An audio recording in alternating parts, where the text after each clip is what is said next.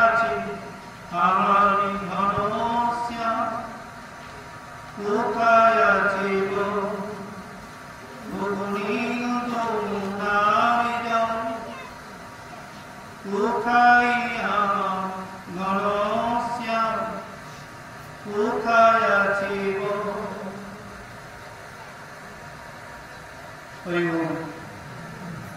इति श्रीमद्भगवती महापुराणे पारमहंसाय संप्रथमांसाय संहिताय दशमस्कन्धे पूर्वार्धे रासपदाय कृष्णं देशं नाम त्रिशुद्धाय।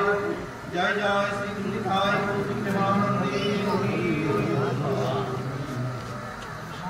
साथ हम यार हां कतरी करूं हां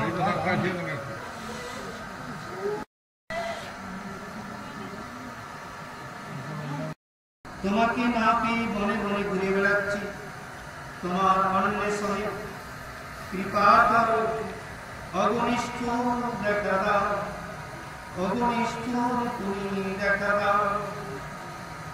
অগু প্রেমময় হৃদয় স্বামী,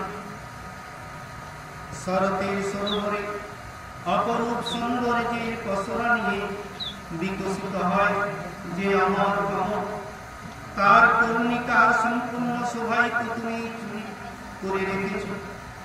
তোমার অতুল চোখ যেন প্রকৃতির কাছে, সেই চোখে দৃষ্টি দিয়ে তুমি বধ করেছ আমাদের, যারা তোমার বিনামূল্যের দাসী। আমরা তো তোমার বিনামূল্যের দাসী।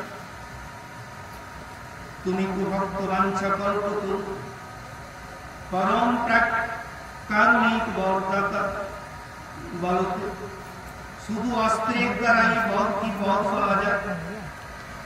চোখের দ্বারা বধ করলে তাও কি ইহলোকে বধ বলে গণ্য হয় না?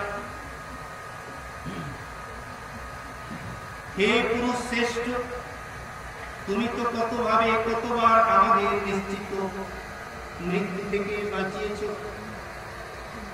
যমুনার বিষাক্ত জলে অবশ্যম্ভাবী মৃত্যু থেকে, সর্পরূপী অঘাসুরের গ্রাস থেকে, ক্রুদ্ধ ইন্দ্রের প্রেরিত ভয়ঙ্কর বর্ষা বায়ু বজ্রপাত থেকে, দাবানলের দমন থেকে, বৃষাসুর বোমাসুর প্রভৃতি কত মায়াবী অসুরের হাত থেকে তুমি রক্ষা করেছ প্রভু। এছাড়া আরো যত বিপদে যখনই আমরা ভয় পেয়েছি, সে সবই থেকে তুমি আমাদের বারে বারে রক্ষা করেছ। তাহলে আজ সে তুমি এখন উদাসীন হয়ে আমাদের প্রাণ নিতে চাইছ কেন ভগবান? তুমি তো শুধু যশোদানন্দন নও, আমরা তো জানি তুমি সকল প্রাণীর অন্তর জানো, তুমি সকল প্রাণীর অন্তর জানো, তুমি দ্রষ্টা, তুমি সাক্ষী পুরুষ। হে সৃষ্টিকর্তা, যে সৃষ্টিকর্তা ব্রহ্মার প্রার্থনা বিশ্ব সংসারকে রক্ষা করার জন্য তুমি এই সাত্ত্বিক বংশে, এই যদু বংশে আবির্ভূত হয়েছে, আর সেই সুবাদেই আমরা পেয়েছি তোমাকে আমাদের করে। ওগো সখা, হে বিষ্ণু বংশ প্রদীপ, যারা এই জন্ম মৃত্যু চক্ররূপ সংসারের ভয়ে তোমার চরণে শরণ নেয়, তোমার মতো ভক্ত বিপদ নাশক করকম তাদের নিজেদের আশ্রয় নিয়ে সম্পূর্ণরূপে অভয় দান করে। হে প্রিয়তম, সকলের সব কামনা পূরণকারী তোমার সেই করকমল, যার দ্বারা তুমি শ্রীদেবী পানি গ্রহণ করেছ, তা আমাদের মাথায় রাখো। হে ব্রজজনের দুঃখহারী ভগবান অগুরুবী,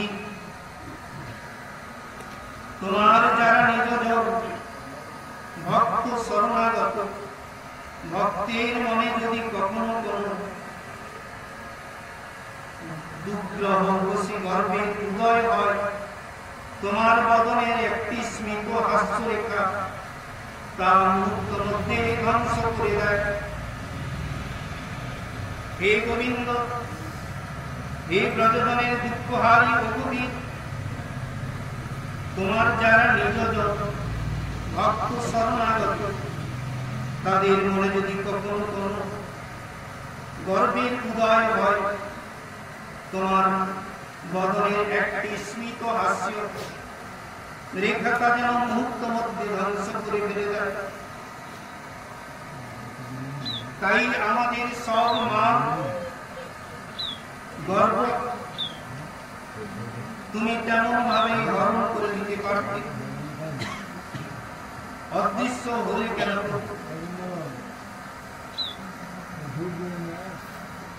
গোপীগণ তখন বলছেন যে হে প্রভু, তুমি কেন অদৃশ্য হলে?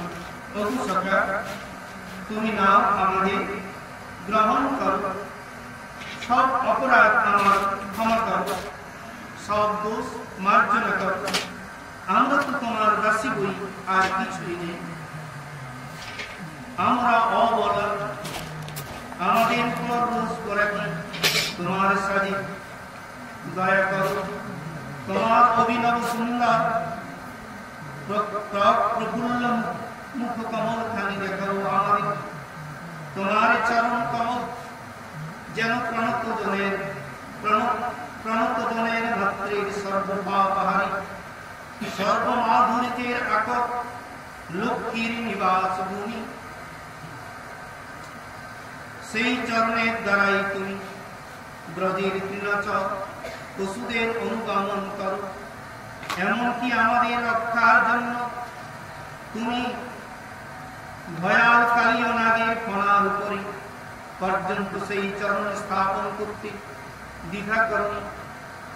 তোমার বিরহে আমাদের হৃদয়ে যে সুতীব্র দাহ সৃষ্টি হয়েছে, কেবলমাত্র তোমার চরণেই পারে তা নির্বাপিত করতে। একবার এসো প্রভু, তোমার রাতুল চরণে রাখো আমাদের বুকে, মেটাও আমাদের মর্মের কামনা। সরশীতল পর্শে শান্ত করো আমাদের তৃষ্ণা, জুড়া আমাদের জীবন। তুমি যদি আমাদের প্রতি সরশীতল পর্শে শান্ত করে দাও, তাহলে আমাদের যে তৃষ্ণা রয়েছে সেই তৃষ্ণা আমাদের জুড়িয়ে যাবে। হে কমলময়, কারণ কত মধু আছে তোমার মুখের বাণীতে। তোমার স্মিত মধুরে হাস্য যেন মধুরিমা অহরহ যেন করিত হচ্ছে, এবং সেই মধুরিমায় যেন অধর সুধা বর্ষিত হচ্ছে। তার পদে পদে শব্দে শব্দে অক্ষরে অক্ষরে মাধুর্য রসধারা যেন করিত হতে থাকে।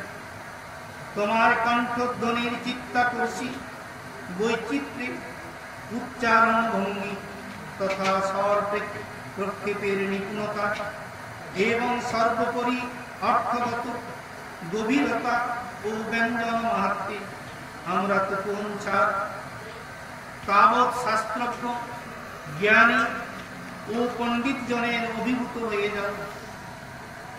সত্যি কথা বলতে সরস্বতী তোমার বশবর্তী, তোমার বাক্যে তাই এক অলৌকিক মোহিনী শক্তি যেন ক্রিয়াশীল। আর তারই ফলে আমরা তোমার কথা শুনে মুগ্ধ হয়ে থাকি। আর এখন তোমার বিরোহী সেই কথা যতই স্মরণে আসছে, ততই আমাদের আকুলতা বাড়ছে। আমরা কি করব আর ভেবে পাচ্ছি না। ক্রমেই যেন বিভ্রান্ত মোহগ্রস্ত হয়ে পড়েছি।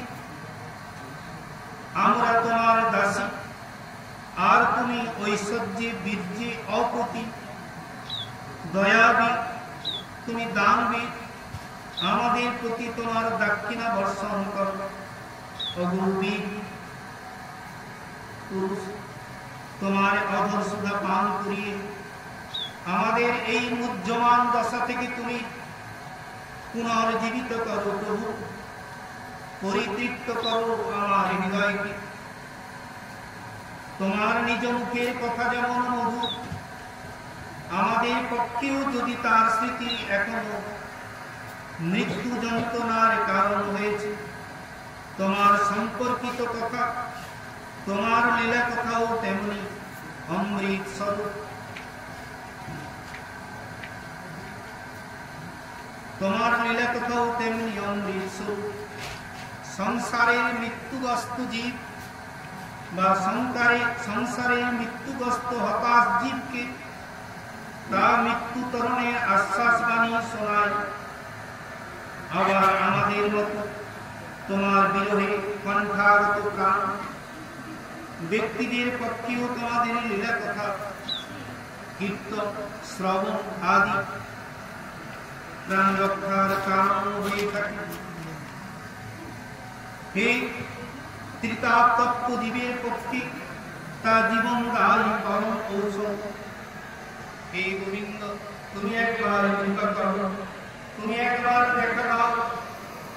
কাপিত জলের তৃষ্ণাহারে শীতল জল বেদমুখী ব্রহ্মা সহ ব্রহ্মবিদ ঋষি মুনিগণ তোমার কথামৃতের স্তুতি করে থাকে।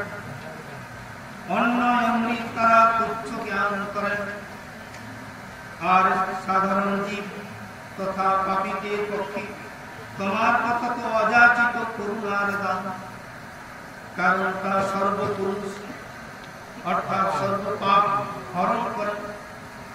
শ্রবণ মাত্রেই কথামৃত শ্রোতার পরম মঙ্গল সাধন করেন। তব কথামৃত তপ্ত জীবন কবির বিরহিতং কর্ম সাপঃ শ্রবণ মঙ্গল সিমদাত ভূমি গৃহন্তি তে ভূমিদাদ। হে গোবিন্দ, তোমার কথামৃত শ্রোতার যে পরম মঙ্গল সাধন করে, তাকে আর কোন অনুষ্ঠানের অপেক্ষা করতে হয় না। সর্বসম্পদের বিশেষত প্রেম সম্পদের আকর এই কথা। তোমার কথা শুনতে শুনতে অপ্রেমিকের মনেও প্রেমের সঞ্চার হয়। এই কথা কেন বল? অপ্রেমিকের, যিনি প্রেমিক নয়, তার মনেও প্রেমের সঞ্চার হয়। ভগবান কৃপা করেন, প্রকৃত শিলাও হয়, বহু বিস্তৃত, সর্বত্র লভ্য। তোমার এই লীলা কথা ভক্ত মহাত্মা জনের মুখে মুখে বহুল উচ্চারিত। ইচ্ছা মাত্রেই শ্রবণ পথে গ্রহণ করে পরম কল্যাণের প্রতি অগ্রসর হওয়া যায়।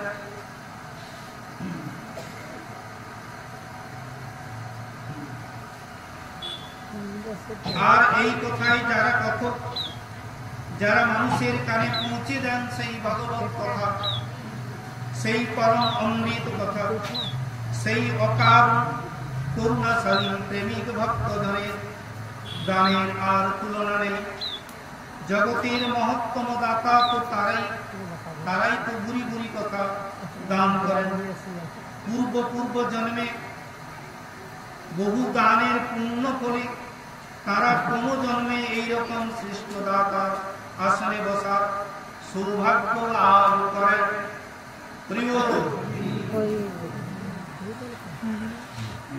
হায় প্রিয়, তোমার মধুর হাসি, তোমার প্রেম পূর্ণ দৃষ্টিপাত, তোমার নানা রকমের খেলা, এসব আমরা এক সময় দূর থেকেই দেখতাম, আকৃষ্ট হতাম, কিন্তু তোমাকে কাছে পেতাম না। তাই তোমার সব আচরণে আমাদের ধ্যানের বিষয় ছিল। সেই ধ্যানেই ছিল আমাদের শান্তি। তোমার বিষয়ে ধ্যান যে মঙ্গলজনক তা তো বলার অপেক্ষা রাখেনি। হয়তো সেই মঙ্গলময় কল হিসাবে একদিন তোমাকে পেলাম আমরা। আর সে পাওয়া যে কি, তা যে পেয়েছে সেই বাজারে অনন্তর মাধুর্য ভান্ডার উন্মুক্ত করে দিতে তুমি আমাদের কাছে গোপনে, বিজনে, কথায়, সুরে, আকারে, ইঙ্গিতে হাসিতে, বাঁশির গানে, তোমার চিত্রবাহমান সমস্ত আচরণের মাধ্যমে তুমি আমাদের চেতনায় সঞ্চারিত করে কোন পুরের অনন্তের অভ্যাস আভাস জাগিয়ে তুলতে এক অনির্বাচনীয় অনুভূতি তুমি আমাদেরকে গোপনে রেখে দিয়ে